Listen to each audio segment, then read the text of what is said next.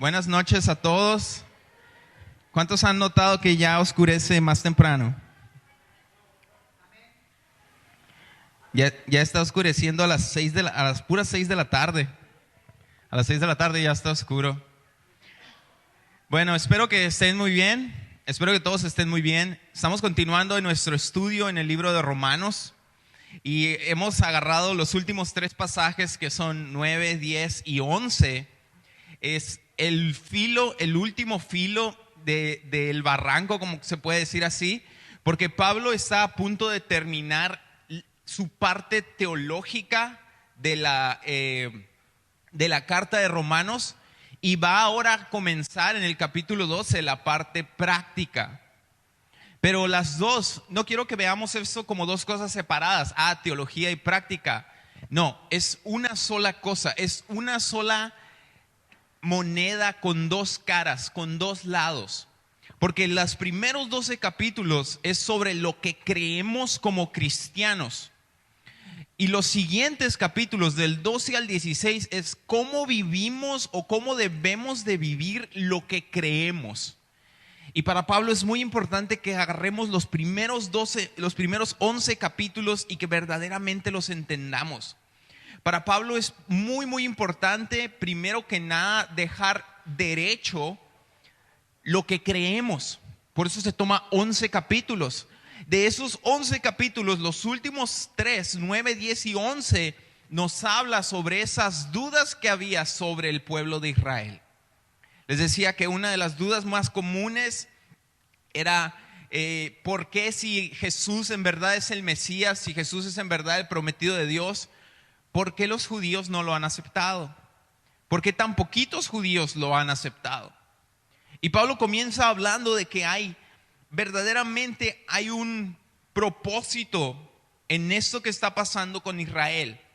La semana pasada habíamos visto cómo es que Pablo toma unos capítulos del libro de Romanos para aclarar estas dudas y acusaciones e incluso malas doctrinas que la iglesia estaba abrazando concerniente al pueblo de Israel. Una doctrina falsa que está completamente refutada por el libro de Romanos es la teología, se llama la doctrina del reemplazo. Esa doctrina dice, a lo mejor estoy seguro que ustedes la han escuchado en algún momento de algún predicador, que dice que Israel ha sido desechado por Dios y que ahora la iglesia ha reemplazado a Israel. Que ahora nosotros somos Israel y que Israel no tiene ha perdido su estatus como el pueblo de Dios. Eso es una mentira. Eso es una mala doctrina, eso es una falsa enseñanza. La iglesia no ha reemplazado a Israel y Pablo nos va a enseñar que Israel como pueblo todavía tiene un propósito, aunque no crean, aunque ahorita estén endurecidos. Todavía Dios está trabajando incluso a través del endurecimiento de ellos. Y Dios aún tiene promesas para su pueblo Israel. Y las tiene y las va a cumplir por amor, dice, a sus padres. O sea, por amor a Abraham, por amor a los patriarcas, por amor a ellos, Dios va a ser fiel con sus descendientes. Y Pablo nos explica cómo es que Dios había reservado una porción del pueblo para sí mismo. Igual que en el tiempo de la gran apostasía. El tiempo de la gran apostasía fue en el tiempo del profeta Elías, donde Elías básicamente llega delante de Dios y acusa a su propio pueblo y le dice: Dios, yo pienso que ya terminaste con Israel, ya deséchalos, no hay nadie que te ame, solo yo. Es lo que Elías le dice. Pero Dios le responde que no. Dios le responde que no. Aquí es donde nos encontramos en el capítulo 11. Así que, ¿qué les parece si entramos a la escritura? Vamos a entrar Romanos capítulo 11. Si traes tu Biblia, te invito a que la abras conmigo, a que me acompañes en ese capítulo. Si no la traes, vamos a estar en la pantalla. Romanos capítulo 11, verso 1, dice así: digo pues, este es el apóstol Pablo hablando, ¿ha desechado Dios a su pueblo? Esto es, a Israel. En ninguna manera. Porque también yo soy israelita, de la descendencia de Abraham, de la tribu de Benjamín. En pocas palabras, Pablo dice, ¿ha desechado Dios a Israel? No, para nada. Es más, dice, yo soy israelita. Yo y muchos otros israelitas somos la prueba de que Dios no ha desechado a Israel, sino que Dios está trabajando a través de un remanente. Pablo dice, yo soy israelita, Dios no nos ha desechado. Y en el verso 2 lo hace claro, dice, no ha desechado Dios a su pueblo, al cual desde antes conoció. ¿O no saben qué dice Elías en la escritura? ¿Cómo invoca a Dios contra Israel diciendo, Señor, a tus profetas les han dado muerte, a tus altares han derribado y solo yo he quedado y ahora buscan matarme? Pero ¿qué es lo que le dice la divina respuesta? Me he reservado 7,000 hombres que no han doblado la rodilla delante de Baal. Este era un dios falso. Dice, así también, por cierto, Baal era un dios falso de esa región de Canaán, que era el dios de la lluvia. Era un tipo como de Tlaloc de esa región. Era el dios de la lluvia. Ahora, si recuerdan esta historia de Elías, ¿con qué castiga Dios al pueblo de Israel para mostrarle que Baal, el dios de la lluvia, es un dios falso? Lo castiga con 3 años sin una sola gota de lluvia. Invocaban a Baal y trataban de hacer llover y nada. Y Dios les estaba mostrando, Baal no es Dios de la lluvia, yo soy. Y cuando Elías oró, volvió a llover. Así Dios demostró que Él era Dios y que necesitaban regresar para con Él. Pero Elías los acusa a su pueblo y le dice, a todos tus profetas han matado, solo yo quedo y buscan matarme a mí también. Pero Dios le dice, me he reservado 7,000 hombres que no han doblado la rodilla delante de Baal. Y ahora Pablo conecta los puntos, dice, así también en este tiempo ha quedado un remanente escogido por gracia.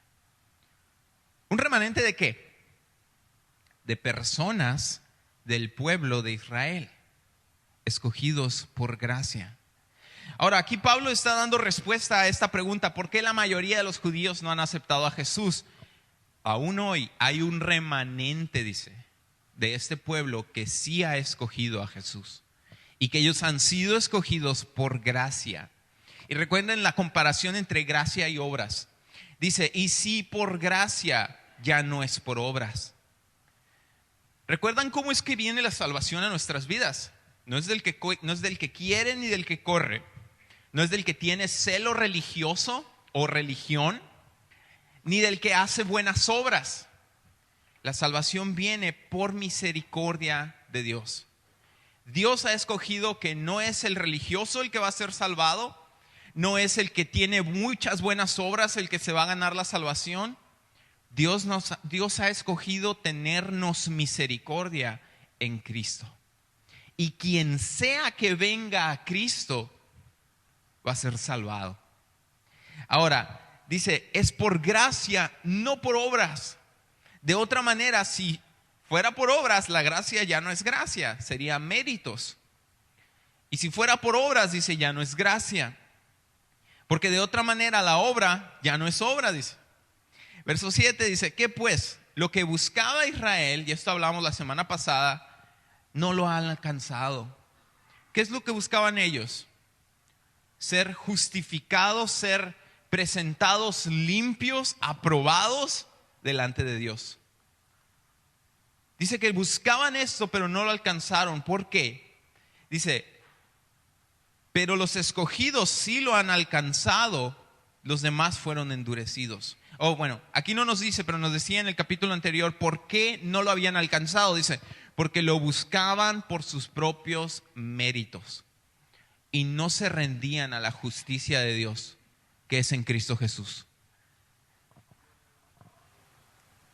¿Qué pues? Dice, lo que buscaba Israel no lo ha alcanzado, pero los escogidos, cuando leemos los escogidos, normalmente pensamos en cristianos, ¿verdad? En salvación.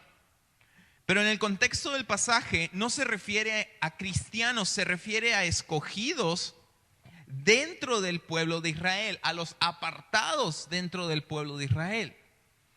Ahora, mucha gente dice que a Dios no podemos rechazarlo. Mucha gente dice que Dios escoge a quienes van a ser salvados y a quienes van a ser destruidos, y que nosotros no tenemos ningún rol en la elección de Dios para salvación. Ellos dicen que nadie puede venir a Dios a menos que Dios lo haya escogido primero. Pero algo curioso, de hecho, yo creo que hemos escuchado este dicho, ¿no? La única oración que Dios escucha de un pecador es la oración de arrepentimiento. O sea, la oración de recibir a Cristo. Hemos escuchado eso. Pero ya hemos visto en el libro de Romanos que esto no es verdad. Dios escucha nuestro clamor aun cuando no somos cristianos. Y Él envía su Espíritu Santo para apuntarnos a Cristo, aunque nosotros no seamos salvos. ¿Por qué? Porque lo que Dios ha escogido es a Cristo para ser el único medio de salvación. Y quien sea que venga a Él, quien sea, puede recibir esta salvación. Quien sea que venga. El pensamiento falso es decir, solo los elegidos vienen a Cristo. Pero la Biblia dice no, dice quien sea. Y cuando vienes a Cristo, cuando te rindes, entonces Dios te elige en Cristo. En Cristo fuiste elegido. ¿Y por qué digo esto? Porque la Escritura es clara, que dice a quienes del pueblo de Israel rechazaron a Cristo, Dios los endureció. A los que en el pueblo de Israel rechazaron a Jesús, Dios los endureció. Pero Dios los endureció para que ahora el evangelio saliera a las naciones. Pero ese endurecimiento no es para siempre. El endurecimiento que Dios da no es ni de nacimiento, ni es para siempre. Pero Dios ha permitido endurecerlos para que el evangelio saliera a todas las naciones. Y les digo algo, si ellos no hubieran sido endurecidos, el evangelio no nos hubiera alcanzado a nosotros. Aquí a México, lejísimos de Israel, estamos literalmente al otro lado del mundo y el evangelio nos llegó. De hecho, en el libro de Hechos, cuando citan a uno de los profetas hablando sobre las lenguas, dice que las lenguas extrañas, cuando Dios derrame su espíritu, las lenguas extrañas van a ser como una señal de juicio para Israel. Y comentaba el otro día con Isaac, le decía, Isaac, ¿en qué idioma fue escrito el Nuevo Testamento? Y me dijo, fue escrito en griego. Ok, ¿y qué idioma se hablaba también? Fue escrito en griego. ¿En qué idioma se hablaba? ¿En qué idioma hablaban cuando estaban en el libro de los Hechos, por ejemplo? Y me dice, en hebreo, en arameo. Y le pregunté, ¿en qué idioma estamos hablando nosotros? En español. Ok, nosotros somos la lengua extraña para ellos. De ellos es la lengua original. La lengua original de estas promesas tan hermosas de Dios es el hebreo.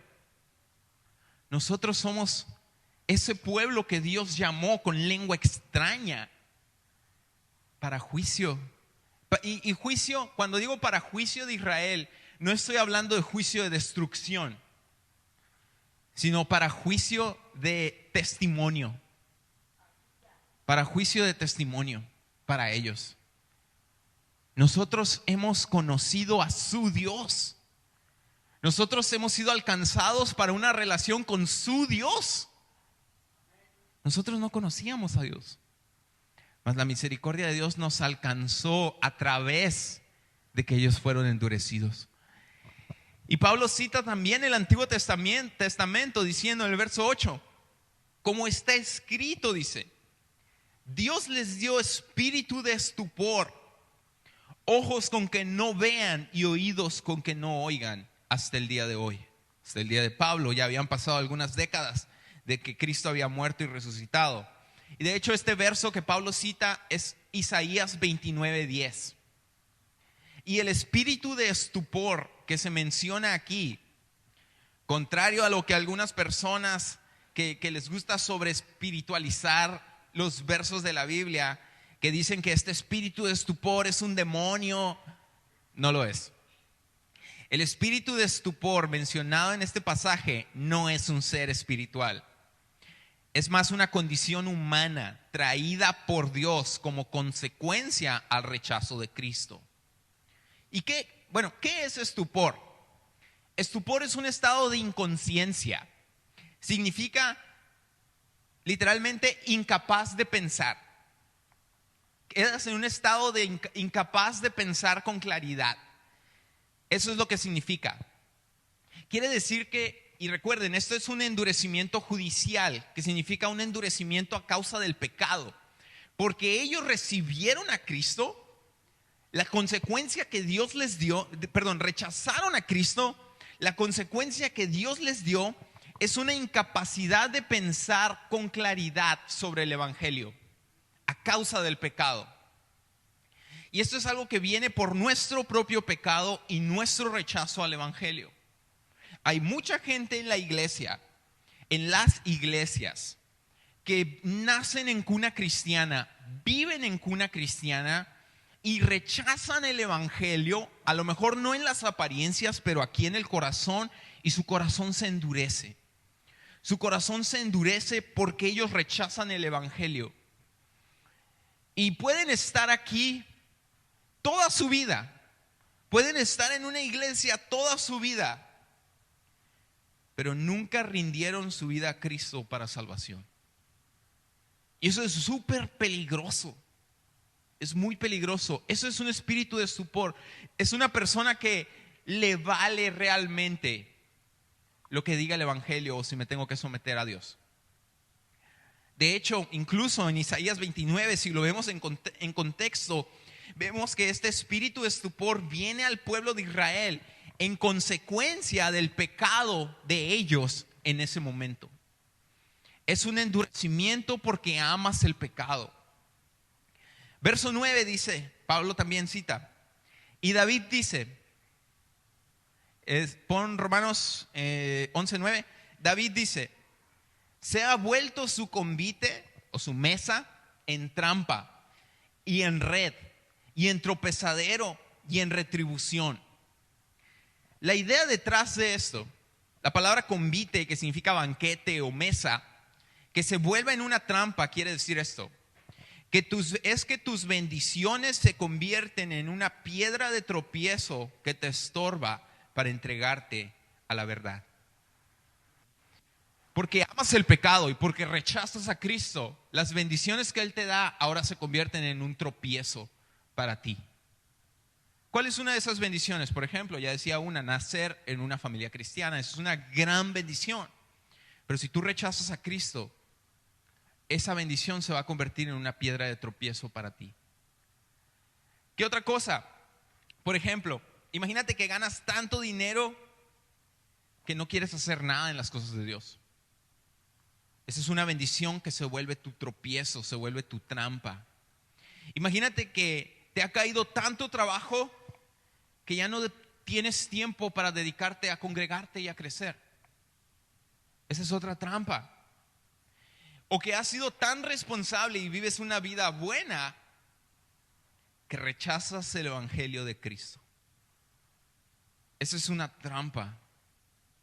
Cuando te enfocas tanto en tus bendiciones que se vuelven tu tropiezo.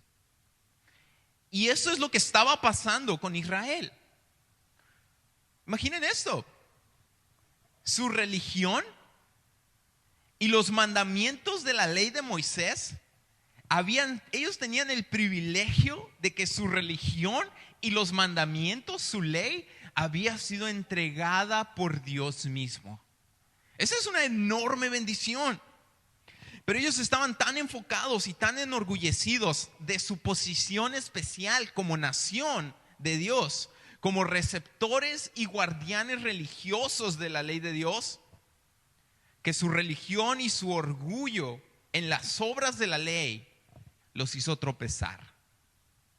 Y fue un gran tropiezo. Tropezaron rechazando a Dios el Salvador en persona. Se volvieron incapaces de discernir a Cristo. Cuando estaba profetizado, Dios mismo dice: vendrá el día en el que Dios de sorpresa visitará el templo.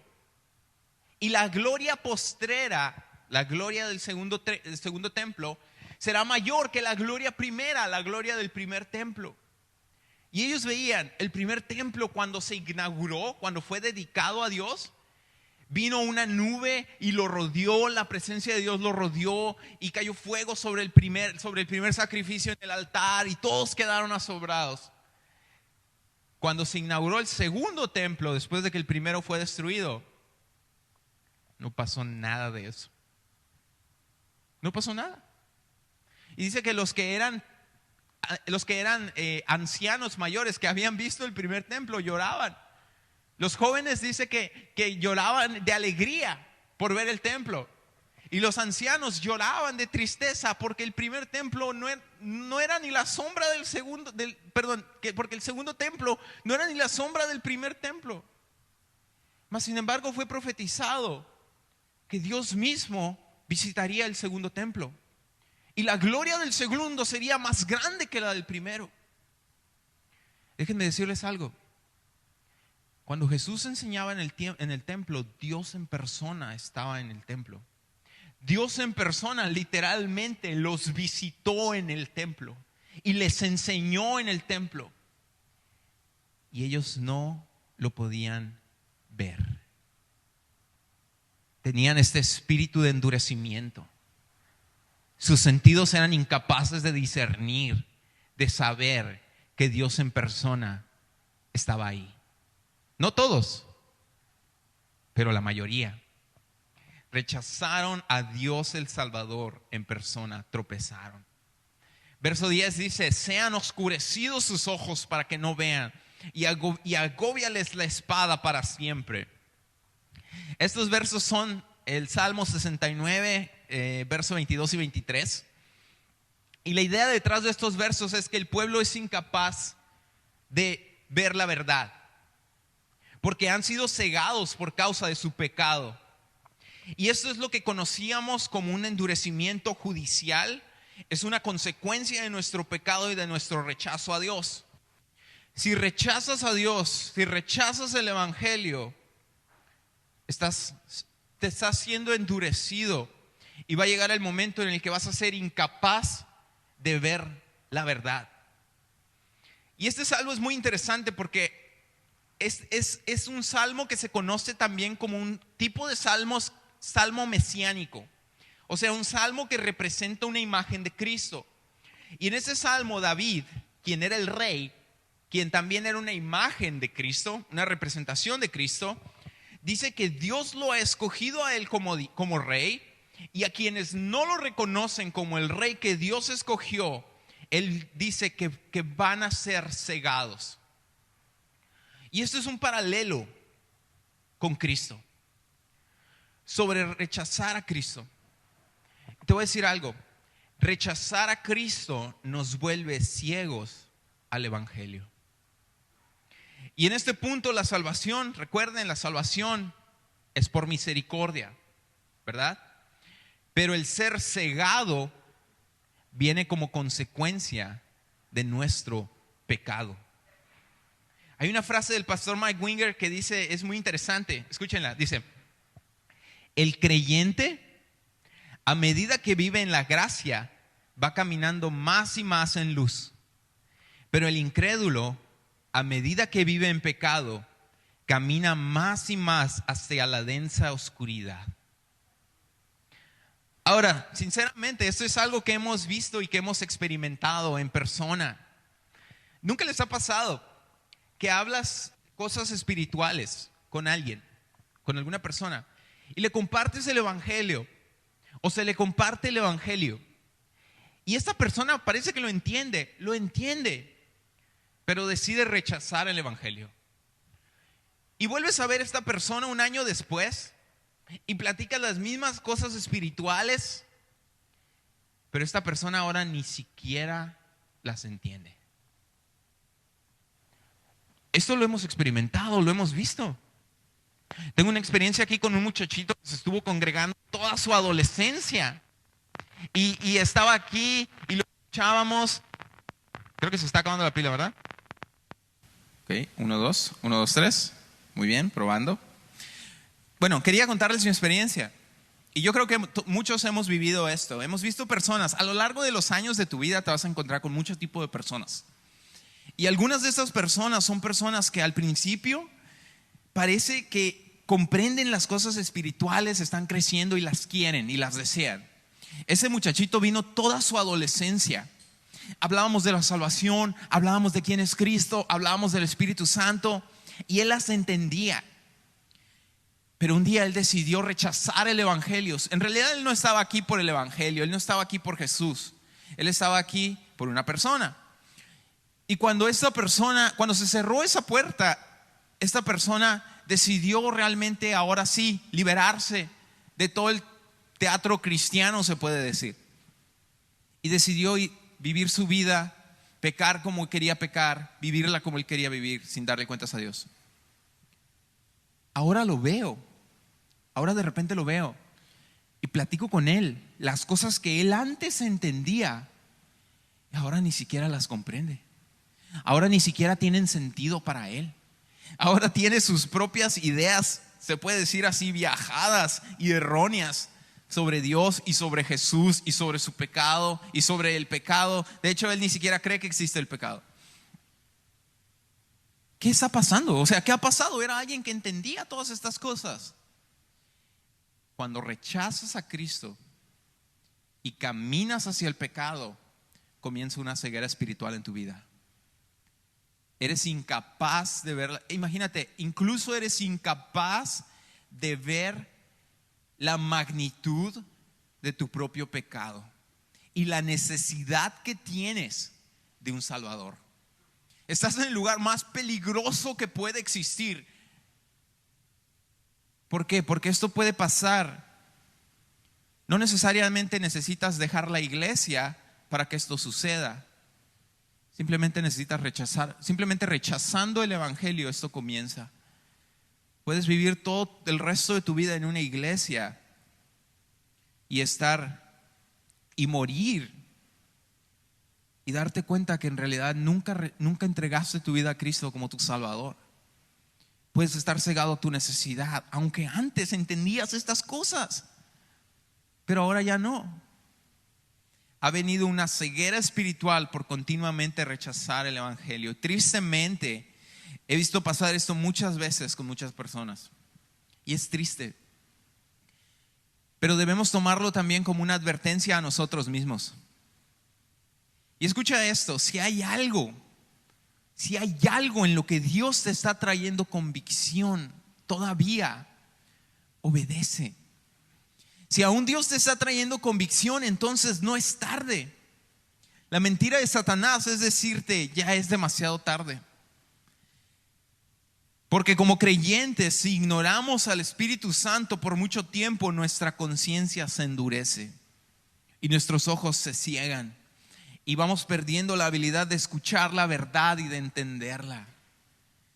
Así que mientras sigas escuchando a Dios, pidiendo rendir algo de ti, ríndelo, obedece, escucha, entrégate a Dios mientras aún tienes oportunidad. Seguimos. Verso 11 dice: digo pues, ¿han tropezado los de Israel para que cayesen? La palabra cayesen en griego significa destrucción total. ¿Para que fueran destruidos? En ninguna manera. Pero su transgresión, su pecado, ¿cuál es este pecado? El rechazar a Cristo, el estar endurecidos hacia Cristo. Dice, por su transgresión vino la salvación a los gentiles, para provocarles a celos. Y su transgresión, o sea, su falta. Y aquí la palabra transgresión, de hecho son 3 palabras diferentes que se usan en el griego. para caer, para transgresión, y la segunda para transgresión. Las dos que están traducidas como transgresión, la segunda significa falta. La primera sí es transgresión, es pecado, pero la segunda significa falta, estar incompleto.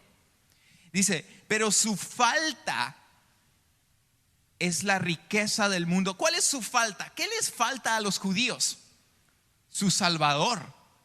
El Salvador que a ellos se le había prometido y lo han rechazado. Por eso ellos están faltando de algo. Pero esa falta de ellos ha venido a ser nuestra riqueza, nuestra llenura. Nuestra llenura. Y su defección, o sea, su endurecimiento, ha venido a ser la riqueza de los gentiles. Si su defección viene a ser la riqueza de los gentiles, ¿cuánto más su plena restauración, su plenitud? En este pasaje nos habla de lo que pasa a los judíos que no han aceptado a Cristo y han tropezado. Y Pablo lo explica mucho mejor en 2 Corintios 3, 14 al 16. Este es Pablo describiendo lo que pasa cuando una persona, en especial un judío, que antes había rechazado a Cristo, ahora viene y se entrega. Dice así, verso 14 dice, pero el entendimiento de ellos, de los judíos, se embotó, se estancó, porque hasta el día de hoy, cuando leen el antiguo pacto, el Antiguo Testamento, les queda el mismo velo no descubierto, el cual por Cristo es quitado. Y aún hasta el día de hoy, cuando leen a Moisés, el velo está puesto sobre el corazón de ellos. Pero cuando se conviertan al Señor, el velo se quitará. Y estos versos son una referencia a cuando Moisés estaba en el tabernáculo, en el templo móvil. Estaba escribiendo los versículos de la ley por inspiración de Dios. Básicamente iba y se reunía con Dios y él se ponía a escribir todo lo que Dios le mandaba. Y cuando él salía de estar en la presencia de Dios, nos dice en la Biblia, en el Antiguo Testamento, que su rostro estaba brillando por la gloria y la presencia de Dios. Pero Moisés se cubría el rostro con un velo para que el resto del pueblo no viera el brillo de su rostro, ni tampoco viera que el brillo se iba desvaneciendo. Y esto es lo que significa. La ley, cuando fue dada, era gloriosa, brillaba, irradiaba, pero su gloria era temporal y se iba a desvanecer para guiarnos y apuntarnos hacia algo mucho mejor. Cuando una persona judía lee el libro de la ley, habiendo rechazado a Cristo, en su corazón aún tiene este velo que no le deja ver que la gloria de la ley es temporal. Aún tiene estos ojos vendados que no le deja ver que la ley nos apunta a la necesidad de un Salvador. Cuando nosotros leemos el Antiguo Testamento y claramente vemos un pasaje que habla sobre Cristo, ellos no lo ven. Y nosotros nos preguntamos, ¿cómo es que ellos no comprenden que este pasaje habla sobre Cristo? En Isaías 53, está en sus escrituras. ¿Cómo pueden ellos no ver que ese pasaje habla sobre los sufrimientos y la muerte y resurrección de Cristo? Porque ese velo no ha sido levantado, no ha sido quitado. Pero esto no acaba ahí. Cuando una persona se rinde a Cristo, en especial una persona judía, ese velo es quitado y pueden ver claramente a Jesús anunciado en todas sus escrituras. Y así que la persona, quien sea, que tenga esa ceguera espiritual en su vida, si esa persona viene a Dios, su ceguera es quitada en Cristo. Ahora, si hay pecado, sé que es espiritual. Si hay pecado, si hay ceguera espiritual, si hay un corazón endurecido en nuestras vidas, la única solución es venir a Cristo. Cristo nos promete perdonarnos de nuestros pecados, lavarnos de nuestra maldad en su sangre y quitar nuestro corazón endurecido y darnos un corazón de carne, darnos vista espiritual para poder verlo y para poder ver nuestra condición. Y sobre todo, Cristo nos promete la salvación de nuestras almas si nos acercamos a Él y lo recibimos. Versos 13 al 15, y con esto vamos a terminar, dice: porque a ustedes les hablo, gentiles, por cuanto yo soy apóstol enviado a los gentiles. Honro mi ministerio. Pablo nos recuerda que su llamado específico fue llevar el evangelio a los gentiles, a los no judíos. Y les digo algo, Pablo nos lo ha traído. Por medio de sus cartas nos sigue trayendo el evangelio a los que no somos judíos. 14 dice: por si en alguna manera pueda provocar a celos a los de mi sangre para hacerlos salvos, o sea, para salvar a alguno de ellos. Pablo en su ministerio tenía un gran corazón por ver a su pueblo salvado. Su manera de pensar era que si podía alcanzar más gentiles, los gentiles serían un testimonio para los judíos. Lo que les explicaba al principio. Seríamos un testimonio de la bondad y la misericordia de Dios, de su Dios en Cristo, por medio de quienes muchos judíos pudieran recibir a Jesús como su Salvador. El anhelo de Pablo era ver que su pueblo se salvara, y sabía que Dios usaría a otras naciones para testificarle a Israel. Y la palabra celo que Pablo usa aquí, a nuestro entender, tiene que ver con el pueblo judío, mejor dicho con los judíos, que veían, para que ellos vieran, mejor dicho, que nosotros los gentiles teníamos una verdadera relación con Jehová, con su Dios, con el Dios de ellos, a través de Cristo Jesús. Y Pablo deseaba que los judíos vieran esta relación que nosotros tenemos con Dios, y que ellos anhelaran tener esa misma relación con Jehová, la cual solamente pueden obtener a través de Cristo Jesús. Verso 15, y con esto terminamos, dice: porque si su exclusión, esto es el rechazo de ellos hacia Cristo, es la reconciliación del mundo, esto es el esparcimiento del evangelio por el mundo, dice: ¿qué será su admisión sino vida entre los muertos? Esto es un avivamiento judío por Jesús, un avivamiento en el pueblo de Dios por Jesús.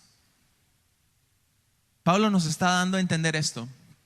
Israel, el hijo pródigo, el hijo rebelde, puede volver a casa.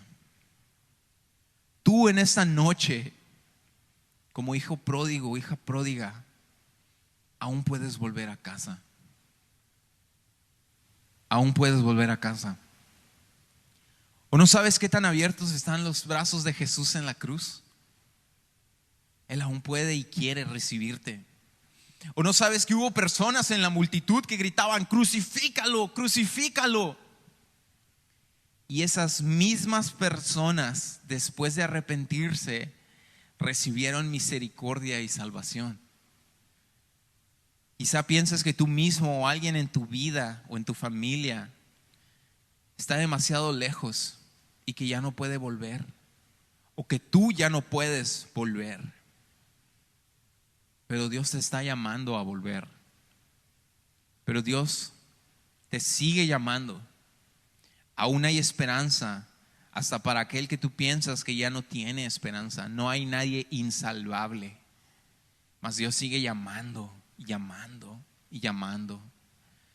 Pero no dejes que tu corazón se endurezca y que tus ojos se cieguen a causa de tu pecado, porque estás caminando en una línea muy, muy delgada. La vida es como un vapor, como una neblina. Estamos, después no estamos. ¿Cómo te presentarás delante del Creador? ¿Cómo está tu vida para darle cuentas? ¿Cómo está tu relación con Él? Si estás aquí, aún tienes esperanza. Y si estás lejos de Dios, Dios te llama a volver en esta noche. Y en esta noche quiero terminar con esto. Dios te sigue teniendo misericordia. Cada respiro que tú das, no te lo mereces. No te lo mereces. No me lo merezco. Somos pecadores, hemos roto las leyes de Dios, hemos pecado en contra de Dios. Estamos viviendo en tiempo extra por la misericordia de Dios. Estamos viviendo tiempo que no es de nosotros. merecemos y debimos haber sido destruidos y enviados al infierno de una vez. Pero Dios te está teniendo misericordia. Jesús sigue con los brazos abiertos, esperando a que te rindas. No esperes a estar más ciego, no esperes a estar más duro. Rinde tu vida de una vez. Todos hemos pecado, todos merecemos la muerte, ir al infierno. Pero Dios nos amó tanto, salud, que envió a su único Hijo a morir en nuestro lugar, y a pagar por nuestra maldad. Y ahora nos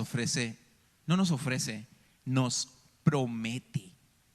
Dios mismo te promete que si vienes a Él y te rindes, que si te arrepientes y te rindes, vas a ser perdonado, vas a ser limpiado y vas a ser salvado. Dios no es humano para mentir, ni para arrepentirse. Dios no es humano para, como dicen, no, Dios no es diputado ni del PRI, ni del PAN, ni de Morena para prometer y no cumplir. Dios no es humano para decirte, y ¿sabes qué? Te prometí salvarte, pero siempre no se va a poder. Yo sé que te lo prometí, pero pues siempre no. Dios no cambia. Él promete perdonarte, limpiarte y salvarte si arrepentido vienes y te rindes. Y si sigues respirando, estás respirando la misericordia de Dios, y Dios anhela que entregues tu vida. Vamos a terminar con esto. Vamos a ponernos de pie. Voy a invitar a Josué si puede ministrarnos con una última canción. Y vamos a terminar en oración, vamos a terminar en adoración. Y ese es el Evangelio. El Evangelio es esto, y quiero que seas claro. Quiero ser claro, perdón. El Evangelio es esto: tú eres un pecador que mereces ir al infierno porque has roto las leyes de Dios y porque hemos ofendido a Dios con nuestra maldad. Pero Dios nos tuvo tanta misericordia que envió a su único Hijo a morir y sufrió el castigo que nos tocaba a nosotros, para que ahora, si nosotros nos arrepentimos, podamos obtener el perdón y vida eterna. Y la salvación, veíamos en Romanos, un capítulo anterior, la salvación está cerca, está en tu boca. Porque si confesares con tu boca que Jesús es el Señor y lo crees en tu corazón de verdad, cuando crees algo con tu corazón lo vives. Y ahí se nota. Si confesaras con tu boca y creyeras con tu corazón que Dios lo levantó de los muertos, entonces serás salvado, porque todo aquel que invoca el nombre de Jesús es salvado. Cierra tus ojos ahí donde estás. Padre, en esta noche te doy gracias. Gracias por tu palabra sobre Israel y por darnos esperanza. Gracias, Señor, porque tú no los has rechazado, tú no has acabado con ellos. Ellos han tropezado, pero no han tropezado para destrucción. Ellos han tropezado para que el Evangelio pudiera salir para nosotros también. Y ellos hoy, Señor, tú los ves no como un pueblo rebelde, sino los ves como un campo fértil para misioneros, para que nosotros los gentiles podamos ir para allá y provocarlos a celos, hacer que ellos puedan ver nuestra relación contigo y que ellos puedan entregarse a tener una relación con su Dios a través de Cristo Jesús. Y Señor, tú anhelas que nuestra vida sea una vida misionera. Tú nos decías, Padre, en Romanos 10, que compartamos el Evangelio. Tú nos decías en Romanos 10 que invitemos, que nuestra vida invite a otros a venir a Jesús. Aún aquellas personas, Padre, que pensamos que quizá ya no tienen remedio, decimos nosotros. Pero para ti, Señor, nadie está lejos de tus manos, del alcance de tus manos. Y Padre, en esta última oración te pido por cada uno de hermanos que están en este lugar, jóvenes y adultos, aún aquellos que no tienen, aún aquellos, Señor, que están en una iglesia, pero que van camino al infierno porque no han recibido el perdón de sus pecados y no han abandonado su antigua vida, no se han arrepentido. Te pido, Padre, que por tu misericordia ellos puedan rendir sus vidas, rendirlas de verdad. Y hermano, hermana, si tu deseo es rendir tu vida, recuerda que Jesús fue colgado desnudo públicamente por ti, para pagar por tu pecado. Y nuestra confesión tiene que ser una confesión pública. Y qué mejor lugar que en un lugar donde anhelamos que tú confieses a Cristo para salvación. Y en esta noche quiero darte la oportunidad. Si tu deseo es confesar a Cristo para salvación, te invito a que pases al frente. Ya sea en este momento, desde este momento, en todo lo que dura la canción que Josué nos va a compartir. Si tú deseas rendir tu vida a Cristo para salvación, te invito a que pases al frente.